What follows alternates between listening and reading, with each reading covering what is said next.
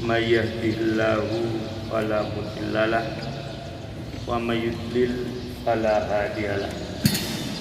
Asyhadu an la ilaha illallah wahdahu la syarikalah wa asyhadu anna Muhammadan abduhu wa rasuluh.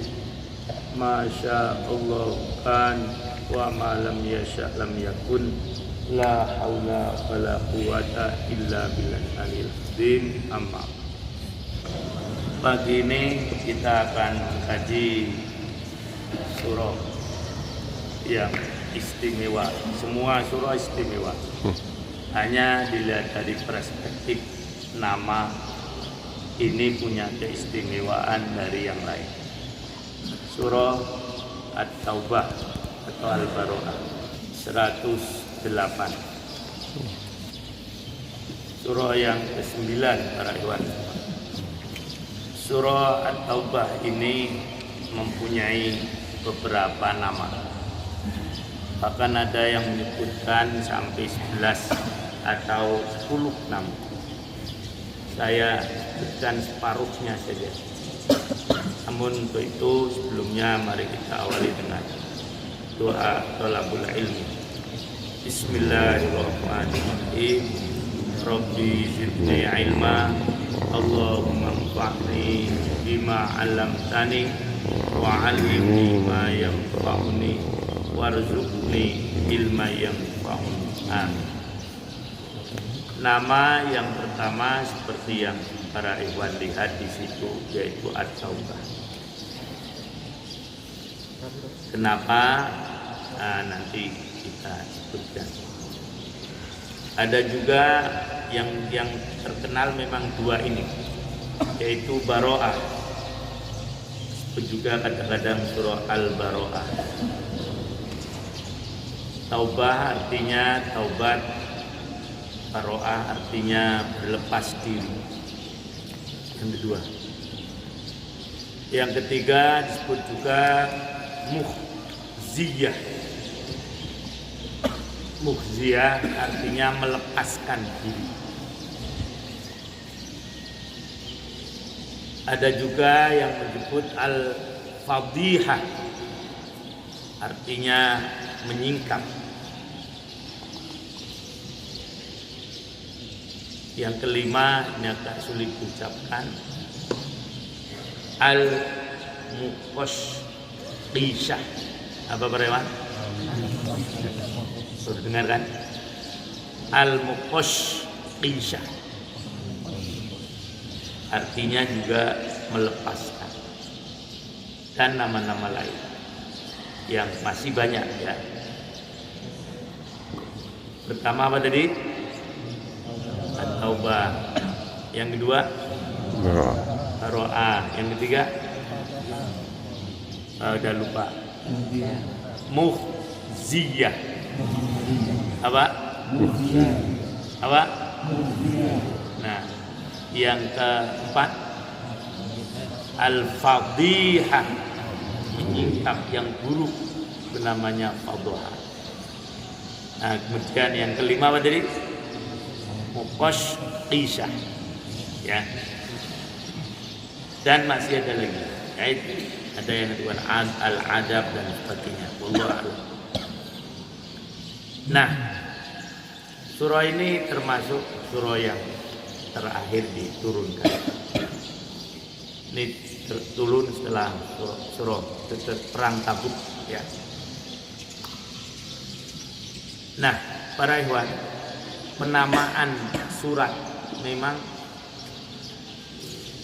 sebagian dari mukjizat Allah Subhanahu wa taala. Pada mahasiswi SKBN ini masih jarang terungkap. Mukjizat Al-Quran dari perspektif nama. Ini bisa jadi judul skripsi ya. Jadi kalau misalnya anak-anak ini nanti mau ngambil buku, dan ini saya lihat masih jarang atau kayaknya saya belum pernah baca. Jadi mukjizat Al-Quran dari perspektif nama.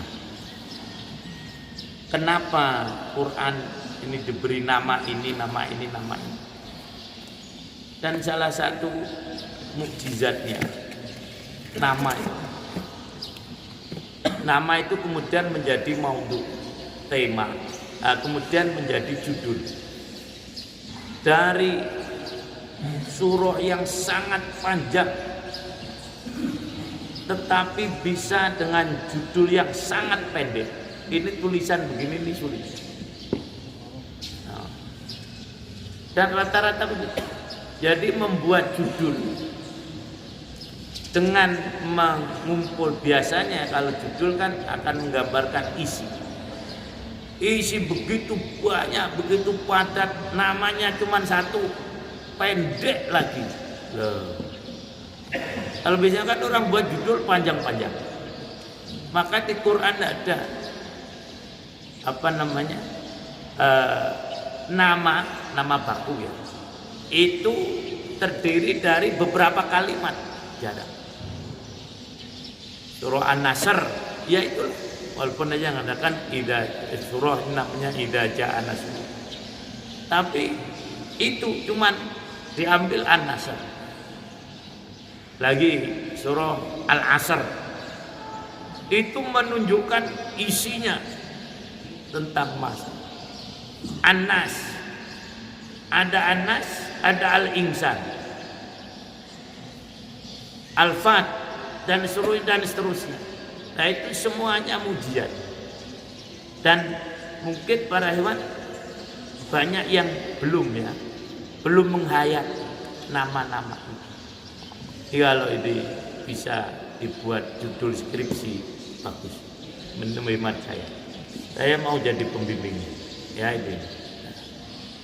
Nah jadi para ikhwan, surah At-Taubah kita akan hubungkan dengan COVID-19 karena sampai saat ini itu berdiri di tahkim apa karena apa? Tahkim ya udah sampai jam berapa nanti? Tapi bagus dia masih ke masjid daripada tidak ke masjid ya. Nah, jadi karena sampai sekarang, sampai kemarin musyawarah terbatas Dewan Imam, itu di kalangan para hewan masih ada 2 atau 3 pandangan tentang COVID-19. Mayoritas ini di grassroots itu percaya adanya ini. Nah, di kalangan para alim ada yang tidak percaya. Ada, wah ini mah hoax apa hoax? Ya itu. Ini buatan Cina. Ini politiknya Pak Jokowi. Ini buatan Bill Gates dan sebagainya. Maka kemudian ditegaskan oleh musyawarah Dewan Imam bahwasanya corona ini ada. Ya. Kalau yang tidak percaya ya kita tidak maksa. Tapi imam ya ini tidak percaya tidak sama dengan imam yang nggak apa-apa. Mungkin paling nanti nggak dituntut oleh Allah. Imam percaya ini ada para imam. Sudah 2 kali nih. Ya jangan. Jadi corona ada. Ya itu. Ini bagian daripada musibah. Tazkirah yang diperingatkan oleh Allah. Sejak ini turun ada langsung saya saat itu pas ada di Kaltim di hadapan para mahasiswa dan para dosen. Ini bagian dari surah Al-Ankabut. Surah Al-Ankabut itu, nah ini lagi nih, kenapa sampai disebut Al-Ankabut? Masya Allah. Karena ada orang yang punya kepercayaan bahwa ada yang lebih kuat daripada Allah Subhanahu wa Ta'ala. Orang yang punya kepercayaan semacam itu adalah kama salil ankabut ittakhadhat baita. Wa inna auhanal buyuti labaitul ankabut. Orang yang punya kepercayaan bahwasanya ada yang lebih kuat daripada Allah, itu adalah seperti laba-laba yang membuat sarang. Dan memang corona ini datang begitu salah satu presiden negara yang termasuk terkuat di dunia saat ini selesai mengadakan show of force dan menyatakan tidak ada kekuatan yang bisa melawan kita. Tidak perlu saya sebutkan, nanti tersinggung, tapi teman-teman tahu. Begitu dia selesai itu, langsung Allah menurunkan tazkirah. Jadi kalau para ikhwan masih tidak percaya, silakan. Tapi kalau imam, bahkan ini riwayat mutawatir, yaitu di mana-mana orang mengakui itu. Adapun kemudian dianggap kalau dalam riwayat hadis kan ada ahad, ada mutawatir. Kalau ahad itu yang meriwayatkan sebagian orang, bukan hanya satu. Jadi tidak mencapai derajat mutawatir. Tapi kalau mutawatir ini nggak dihitung lagi. Coba tanya sekarang yang percaya pada corona, hitung kalau bisa. Ayo, hitung, ayo jangan. Nah kalau yang begitu namanya ini kan masternya hadis, itu namanya mutawatir kan, karena nggak bisa dihitung. Dan rasanya tidak mungkin mereka sepakat untuk bohong. Yang ketiga syaratnya, dan mutawatir kan gitu. Dari tobakot ke tobakot lain ini selalu banyak. Ini banyak, ini banyak, ini banyak. Baru namanya mutawatir. Jadi itulah para ikhwan semua. Nah jadi ini cobaan Allah Subhanahu wa ta'ala. Sekarang bagaimana kita nih mensikapinya? Begitu. Saya kemarin ketemu dengan salah seorang pejabat, tetapi dia kemudian sekarang lagi ngambil disertasi. Itu perlu juga jadi pelajaran. Dah cukup tua, sekitar 50-an. Dia ambil disertasi karena memang tuh dia bekerja di bidang yang dekat dengan itu, soal corona. Beliau tanya begini pada saya, Imam atau Ustadz, kadang membingungkan karena belum lihat, tapi dia tahu kalau saya Imam. Imam percaya nggak dengan corona ini? Nah, tiba-tiba gitu, karena mungkin dari disertasinya itu akan dibahas itu. Saya percaya. Secara ilmiah dia ngambil disertasi ini di UI dan sudah diterima judulnya. Sekarang mulai diskusi penyampaian penelitian. Terus kira-kira berapa tahun ini Imam corona? Ya sekitar 3-4 tahun. Menurut penelitian saya minimal 10 tahun. Jadi kita akan mengalami semacam ini secara ilmiah 10 tahun. Lah kok bisa? Iya. Untuk ini adalah kata dia sampai menciptakan sejarah corona di dunia. Selama dunia ini ada dalam penelitian ilmiah, corona baru terjadi 2 kali. Yang pertama di abad 17 atau 18 dulu. Yang kedua sekarang. Kayak itu. Secara sejarah, perspektif historis. Untuk bisa menghentikan sebuah wabah itu tidak. Kalau zaman dulu mungkin belum perlu vaksinasi, maka memanglah. Nah sekarang memang utamanya adalah yang diharapkan vaksin. Dan sampai sekarang belum ditemukan ini vaksin. Dan untuk sampai pada penggunaan vaksin ini minimal 3 tahun untuk pengguna. Mulai dari penelitian, percobaan, kemudian juga setelah itu penggunaan. Ini dunia masih bingung. Ini baru dalam sudah hampir setahun belum ada yang bisa memastikan. Ini harus dihadapi dengan vaksin apa?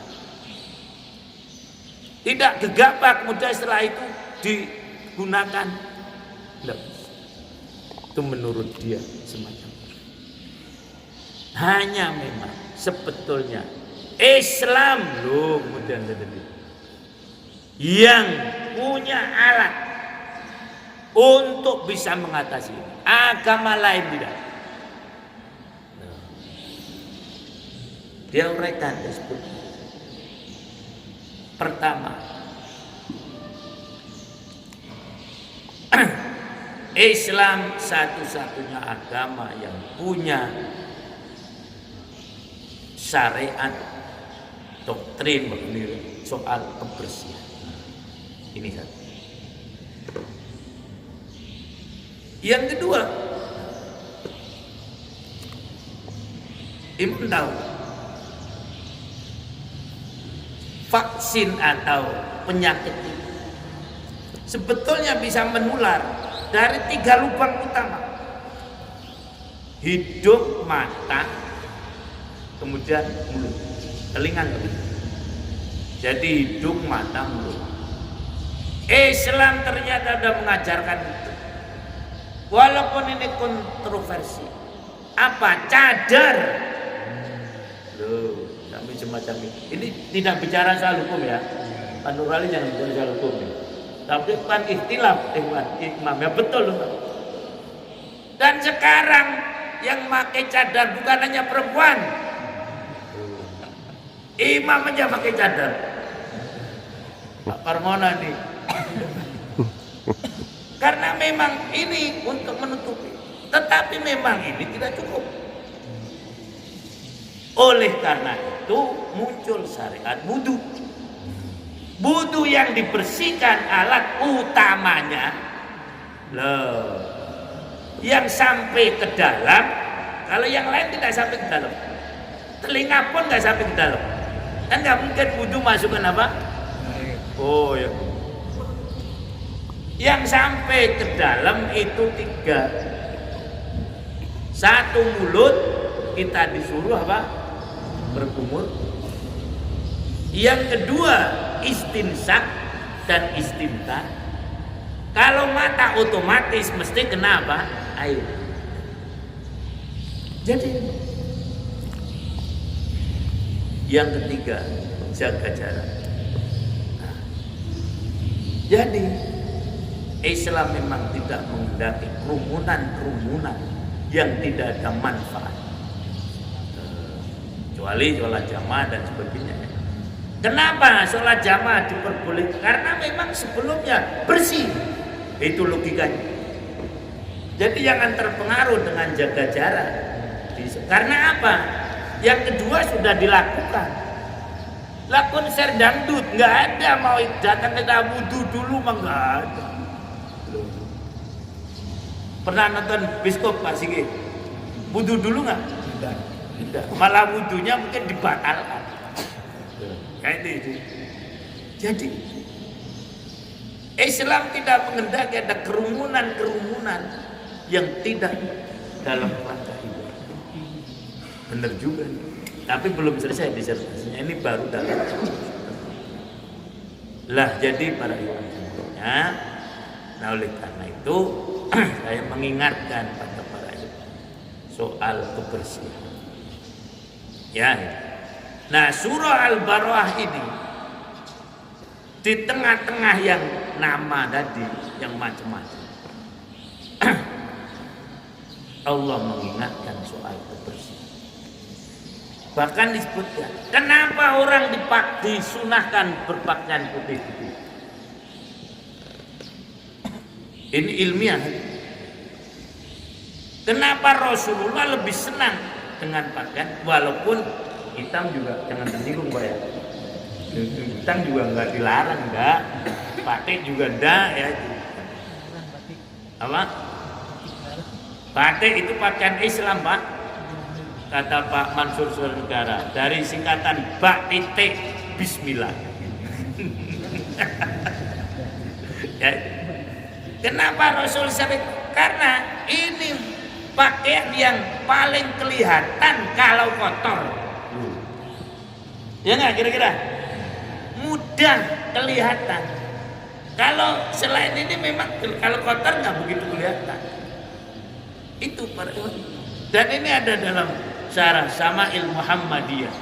Ya, kenapa ada di situ Ibnu Qayyim Al-Jauzi menyebutkan 5 atau 3 rahasia pakaian putih. Salah satunya agar orang selalu menjaga kebersihan. Sebetulnya itu bukan soal pakaian putihnya, bukan. Loh.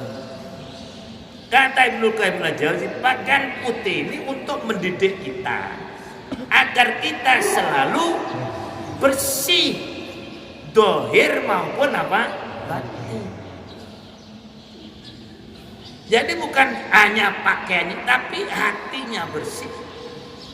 Luarnya juga apa? Karena memang kalau luarnya bersih, insya Allah diharapkan hatinya juga apa? Bersih. Nah, begitu kalau. Nah, sekarang kita baca ya ini. Nah, surah Al-Baqarah. Tidak disyariatkan membaca basmalah. Ri, kenapa tidak disyariatkan baca basmalah? Minimalnya 3 alasannya. Masih ingat? Apa coba pertama? Karena para sahabat pada kala itu tidak menggunakan. Nah, ini mahasiswa sekaligus nih, sekaligus mungkin para hewan ini mengingatkan itu. 1, karena para sahabat tidak, ini dilihat dari aspek susunan Al-Quran. Para sahabat tidak menuliskan basmalah di awal surah ini. 1. Ya ini. Jadi karena memang penulisan Al-Quran sifatnya apa? Tauqifi. Nah, baku dari sahabat. Nggak boleh kita buat-buat. Maka kita yang kedua. Karena ada kaitannya dengan surat Al. Nah, ini penjelasan mahasiswa betul ya begitu. Nah, kalau penjelasan dosen cuma semacam itu enggak betul. Harus bisa lebih deep lagi. Karena Iwan kalau lihat surah ini itu susunannya dalam saputiwan 7 ayat yang panjang-panjang yang rata-rata di atas mi'at apa Bapak Ibu ini? Ratusan. Sementara surah ini hanya 70-an. Yang lain sebelumnya lebih dari 100. Jadi sebelumnya surah apa? Sebelum Al-Anfal ini surah Al-A'raf kita ambil 200 Pak. Kemudian sesudahnya juga Taubah ini 100 ke atas. Tetapi nah, ya ini surah Al-Anfal hanya 70-an. Sehingga sebagian sahabat menyatakan, oh ini berarti masih ada sambungan ini. Surah Al-Anfal yang 70-an dengan surah Baqarah. Maka tidak ditulis apa? Basmalah. Jadi yang pertama para sahabat tidak menulis basmalah di sana. Yang kedua, kenapa tidak ditulis? Karena ini dianggap masih ada hubungan dengan surah yang sebelumnya. Nah, yang terakhir dilihat dari aspek konten, isinya. Karena isinya itu seperti tadi baro'ah, fadhihah, muqaskisah dan sebagainya dan sebagainya. Dan itulah 3 alasan kenapa surah ini tidak membaca surah ini dan menulis surah ini tidak diawali dengan basmalah tapi ta'awudz. Nah, kita baca. A'udzu billahi minasy syaithanir rajim.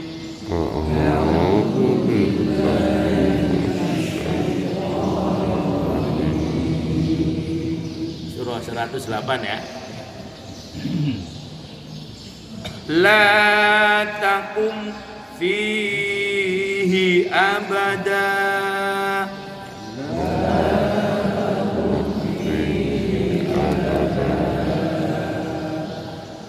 La masjidun ussisa ala taqwa min awwal yaumin ahaqqu an taquma fihi.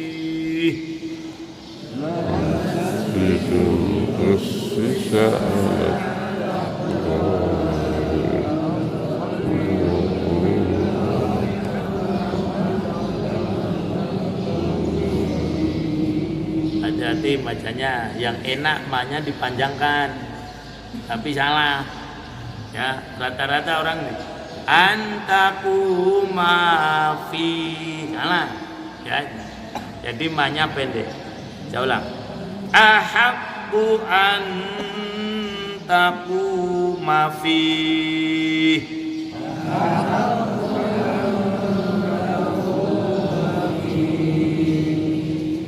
Fihi rijalun yuhibbuna an yatatahharu.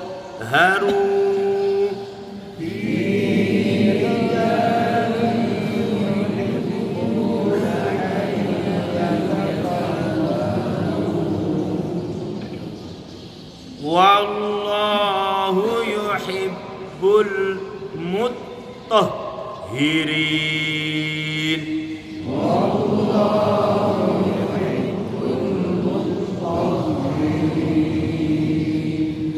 Ada kalimat mutatohirin, ada ini hati-hati untuk yang hafalkan ya. Itu. Nah, waliyal mutatohirin nanti di surah itu di surah Al-Baqarah ya. Ini mutatohirin. Nah, kalau ngantuk-ngantuk biasanya langsung lompat. Sama soalnya. Wallahibul mutatohirin. Nah, ini wallahibul mutatohirin. La takum, jangan engkau salat, maksudnya berdiri untuk sholat. Ini dalam kajian ilmu balaghah dzikrul juz wa iradatil kull. Karena sholat itu utamanya adalah berdiri, dan gerakan sholat ada yang berdiri, yang paling lama kan berdiri. Boleh ada gerakan-gerakan lain, tetapi yang paling lama adalah apa? Berdiri. Ruku ada, tapi sunahnya tidak selama berdiri. Iktidal juga ada, tapi tidak selama berdiri. Sujud juga ada, tapi kan nggak mungkin. Coba kalau tadi sujudnya sama seperti surah Al-Qiyamah, wah sudah nggak karuan. Ya ini. Duduk di antara dua sujud, tetapi tidak selama berdiri. Maka kalau ada koma di dalam Al-Quran, tidak seluruhnya. Kalau disebut itu biasanya menunjukkan sholat. Ya itu. La takum, jangan kamu sholat. Lu kok sholat artinya mam? Ya memang begitu. Ya, kalau jangan la takum, jangan kamu berdiri, hilang. Esensinya hilang. Berarti nggak boleh berdiri doang. Kalau sholat boleh. Itu jadi orang samin nanti. Nah, pemahaman semacam ini bisa dilihat dari perspektif balaghatul Quran. Yang ini semuanya mesti dipelajari oleh SKBM. Di jurusan lain enggak? Mohon maaf ya, itu jurusan lain. Peternakan enggak kayaknya ya. Lain lagi ya. Perikanan juga ada sendiri-sendiri. Itulah ilmu ya.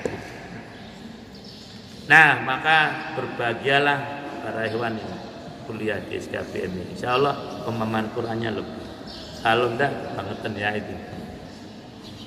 Fihi, di dalamnya, dalam masjid abadan selamanya. La masjidun, sungguh masjid itu ussisa, didirikan, alat takwa, berdasarkan takwa. min awwali yaumin, dari sejak pertama. Ahakku, engkau lebih pantas, antakuma fihi, engkau melaksanakan sholat fihi, di dalam. Ini sebetulnya rangkaian dari ayat 107 nanti sampai dengan 110 di makro ya, itu. Tapi terlalu panjang. Fihi rijalun, di dalamnya rijalun, ada orang, tidak mesti laki-laki. Jadi rijal itu biasanya untuk menunjukkan makhluk manusia. Sehingga, nah ini yang akhirnya tanya juga yang kurang pas menurut saya. Oleh karena itu, kata rijal tidak mesti harus diartikan laki-laki. Contoh, ini yang nggak benar menurut saya ya, walaupun jadi disertasi soal kesetaraan gender. Ar-rijalu qawwamuna 'alan nisa. Loh, laki-laki mereka itu berkuasa atau mengatur, perempuan tidak bisa diartikan semacam itu. Ini disertasi orang UIN saya itu. Karena apa? Rijal tidak mesti artinya apa? Jadi ayat ini tidak pas kalau digunakan bahwasanya laki-laki itu berkuasa terhadap, tidak benar. Dalilnya jelas. Coba yang bantah begini, kalau tidak punya ilmu kan benar juga ya. Memang laki-laki tidak mesti harus mengatur perempuan. Karena apa? Rijal tidak mesti artinya apa? Laki-laki. Loh, ilmiah ini, bang lulus kok. Ya itu. Ya ngaji contoh lain, surah An-Nur. Soal masjid, rijalun la tulhihim tijaratun wala bai'un an dzikrillah. Makin pusing kita kalau ngikuti macam-macam. Ya itu. Jadi itu ilmiah para hewan dimuatnya menurut mereka. Nah, jadi rijal di sini tidak mesti laki-laki. Kalau ini harus laki-laki, perempuan nyingkir dari ayat ini. Ya itu. Maka rijal di sini adalah orang. Yuhibbuna, mereka itu senang. Ayyatatoh haru, bukan antoh haru atau anyat haru. Senang untuk membersihkan diri. Nah ini kembali pada ilmu sorof. Jadi masya Allah memang benar Quran. Kita mengkaji satu ayat satu sudah ilmu macam-macam. Dari fi'il madhi toharo dirubah wazannya tatoh haro. Ini ada maksudnya. Kalau dalam amsilah tasrifiyah yang dulu dihafalan anak, yungqalu sulasiu ila wazni tafa'ala. Loh, begitu. Ini ada maksudnya. Jadi kalau toharo itu bersih, kemudian tatoharo beda, tapi terjemah kurang bahasa Indonesia. Karena bahasa Indonesia mungkin, ini mohon maaf, ya mungkin ya, nah mungkin ya itu saya nggak tahu. Nah, wallahu dan Allah yuhibbu muttahhirin, bukan mutatahhirin. Bayangkan kalau kita coba untuk kita ini muqaranah ya nih, coba para hewan buka Al-Baqarah kalau nggak keliru 222.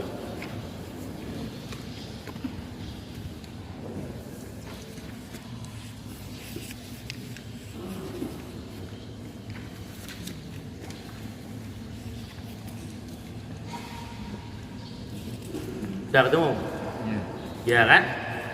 Tadi ini yang ngapalkan harus hati-hati. Ya, ini. Saya baca. Innallaha yuhibbut tawwabina wa yuhibbul mutatahhirin. Nah, yang di sini wallahu yuhibbul mutahhirin. Nah, di sana ada taknya. Lihatnya Pak Amron masih nyari. Udah ketemu kan? Yang di sana mutatahhirin, yang sedang kita kaji mutahhirin. Ada bedanya Pak Amron? Kira-kira? Jelas ada. Cuman lain waktu untuk jelaskan perbedaan ya itu. Ya itu. Apa? Nah, ya jadi itu. Jadi para hewan semuanya itulah pernak-pernik atau keindahan dan kedalaman Al-Quran semata. Maka kata Ibnu Mas'ud, siapa yang diberi ilmu Quran berarti dia diberi ilmu orang terdahulu, orang sekarang, dan orang yang akan datang. Coba bayangkan. Nah, ya. Maka pas Allahu yarham Imam Muhyiddin Hamidi mengingatkan kita pentingnya ilmu ini dengan mendirikan SKBS. Ini embrio, baru embrio para hewan untuk universitas yang nanti semua ujung-ujungnya kembalinya kepada Quran, berangkatnya dari Quran, kembalinya juga pada Quran. Semua ilmu nanti harus yang begitu. Ini khilafah ke depan, ini jamaah ke depan. Nah, itulah perbedaan. Tapi saya tidak akan menjelaskan mutatahhirin. Ini nanti konsumsi ibu-ibu. Ya itu yang ini nanti. Kalau ini konsumsi ya laki-laki boleh lah ya itu. Jadi punya konsumsi masing-masing.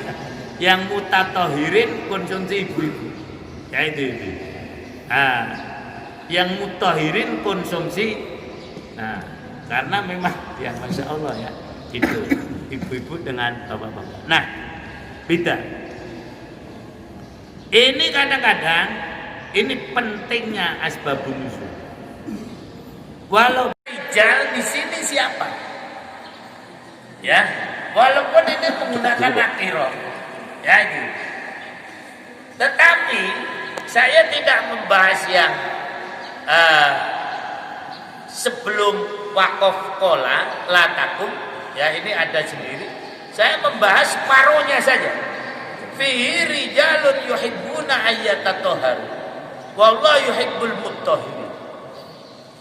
Ini disebutkan oleh Ibnu Hajar Al-Asqalani yang belajar Bulughul Maram di bab toharoh.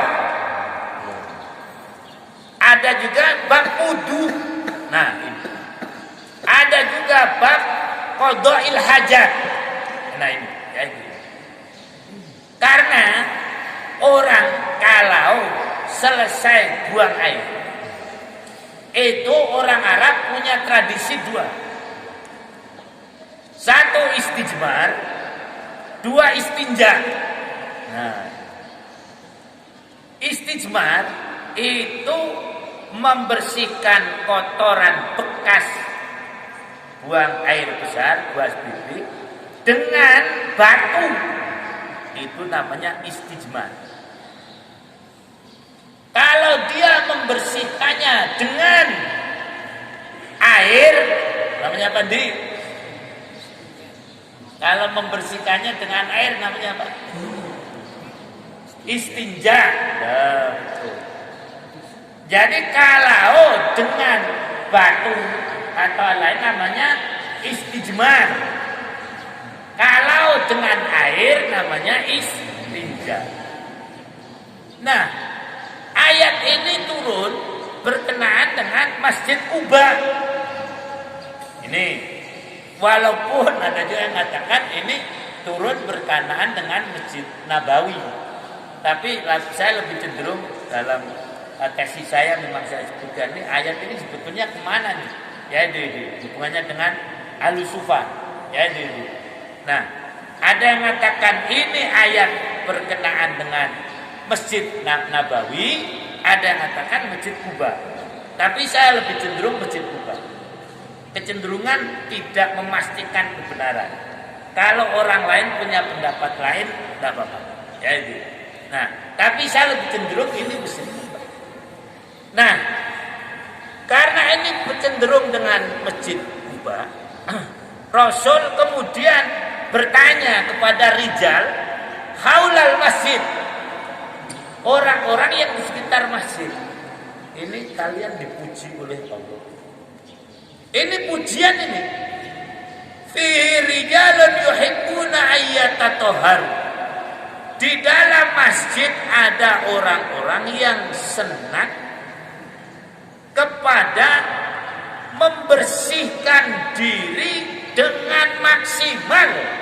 Tuh, karena yatatohar, bukan yathar.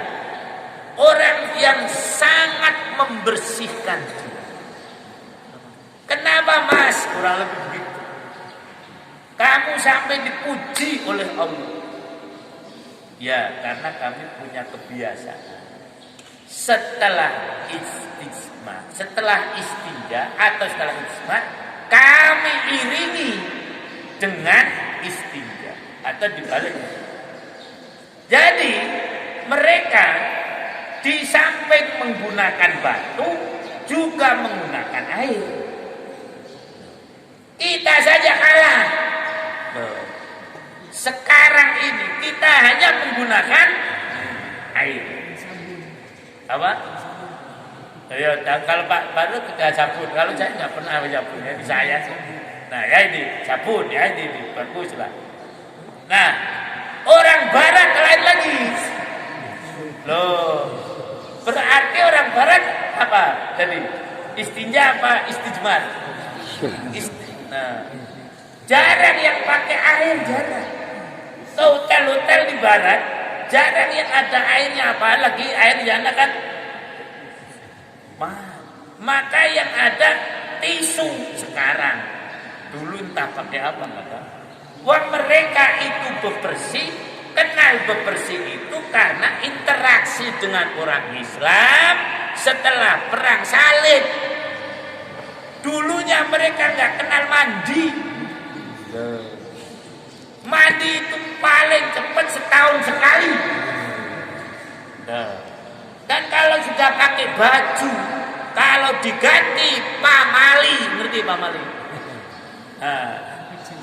Nah, sudah juga gitu ya Pak. Nah, jadi orang-orang Eropa itu kalau pakai baju, kalau sudah dipakai, ya udah. Kalau nanti dilepas kesambet setan, itu kepercayaan.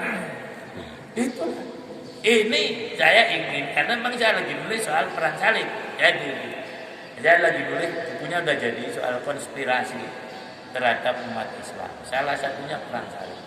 Tetapi perang salib ada juga manfaatnya tadi. Orang-orang Barat ngerti cara bersuci dan begitu.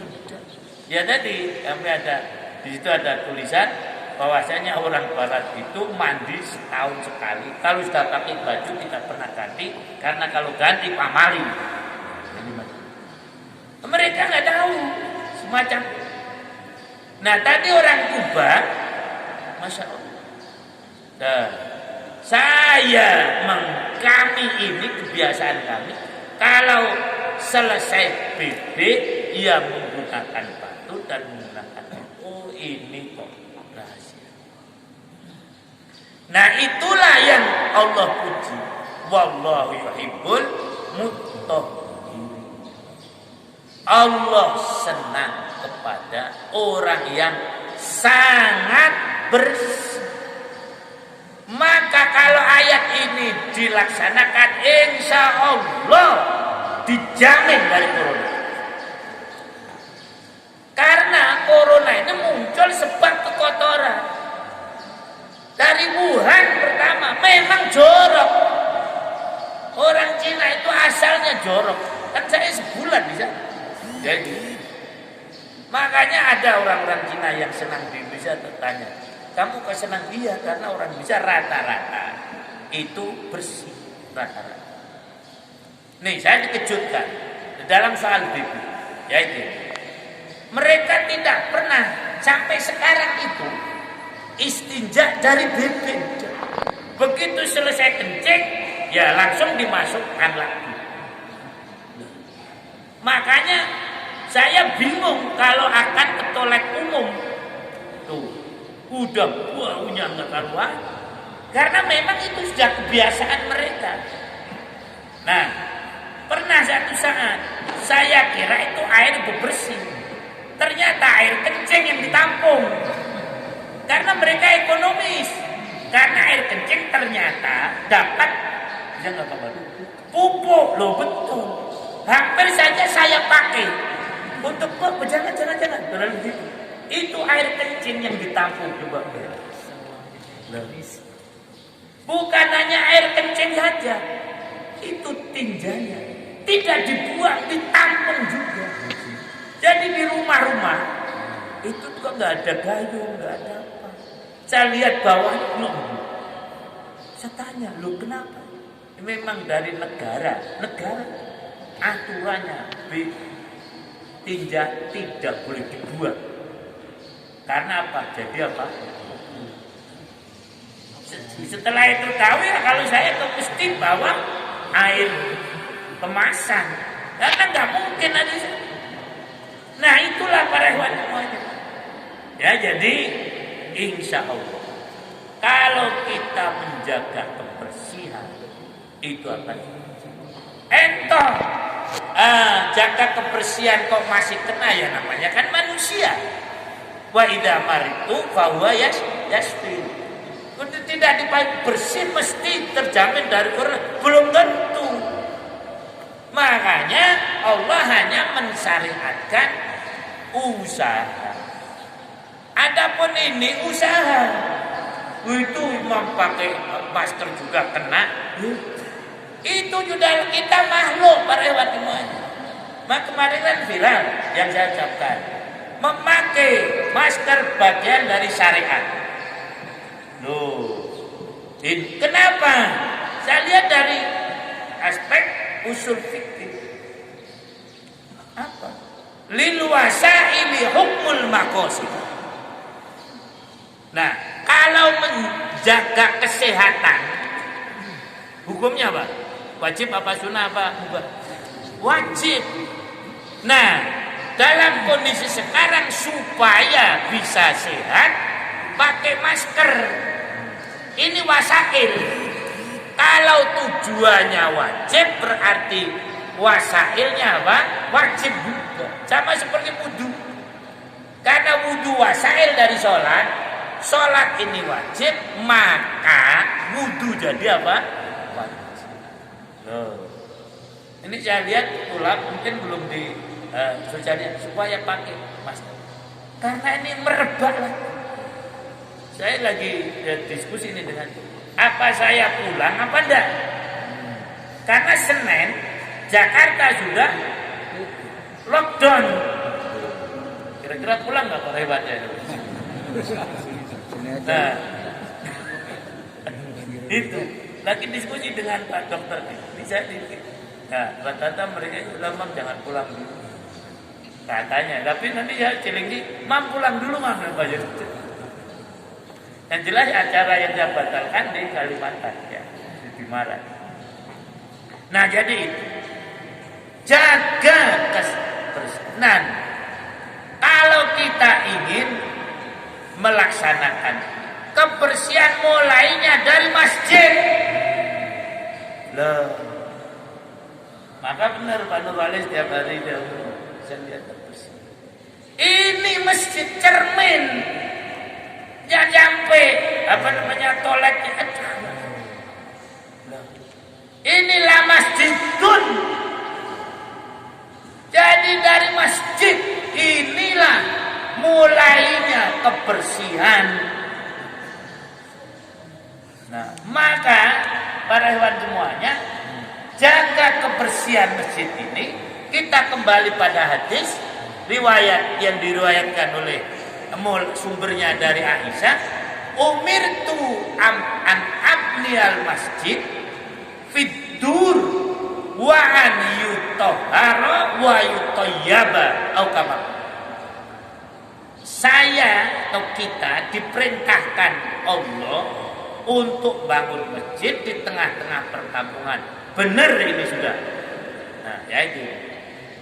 Yang dua ini juga alhamdulillah mudah-mudahan wa an yutahhara agar dibersihkan. Yang belum maksimal diwangi-wangikan. Wa an yutayyaba. Ini hadisnya jelas. Jadi Pak Singgi, ya, jangan sayang beli parfum untuk mewangikan masjid. Kemarin kita bicara di zaman hikmah pakai minyak wangi dibas berlembar-lembar oleh Ibnu Qayyim al-Jauziyah. Ternyata sesuai dengan ternyata bau parfum itu mempengaruhi pikiran. Dengar Pak? Nah, coba ini ajaran Islam semuanya. Coba para Iwan pulang ke rumah penguk baunya, wah udah nggak karuan. Maka ini yang menerapkan, saya waktu itu disuruh Imam ke Bandung untuk perbandingan sekolah Mutahari punya Syiah. Kelasnya wangi semua. Lah kelas kita gimana Wali? Oh, dia kesantrian ya. Bahkan ayam ikut belajar, kambing ikut belajar. Lah saya tanya kenapa? Iya Pak, karena kewangian itu tiap bentuk kewangian ada faktor aspeknya sendiri-sendiri. Jadi kalau wangi kopi membuat ini, wangi lavender membuat ini, ada semuanya. Itu dibahas oleh Ibnu Qayyim al-Jauziyah. Ya itulah para hewan ya, jadi jaga masjid. Nanti saya juga mau kumpulkan ibu-ibu. Kenapa? Kemudian para ulama kesiangan ya? Enggak. Kesiangan. Cukup ya? Nah, mengkiaskan rumah dengan masjid. Loh. Jadi dikiaskan rumah dengan masjid. Kalau masjid ini bersih, rumah juga harus bersih. Kenapa? Rumah adalah masjid kedua bagi muslimin, masjid pertama bagi muslim. Maka yang terbaik, ini Pak Jajuli tulisannya sudah sabun saya ya, insya Allah ya dalam.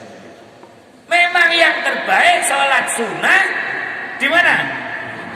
Di rumah. Loh. Tapi juga berarti dilarang sholat apa di. Nah kalau rumah digunakan untuk sholat sunnah berarti rumah jadi apa? Bersih. Karena nanti digunakan sholat. Ini para hewan semuanya. Dan karena ada kesiangan ya. Jadi mohon masalah kebersihan.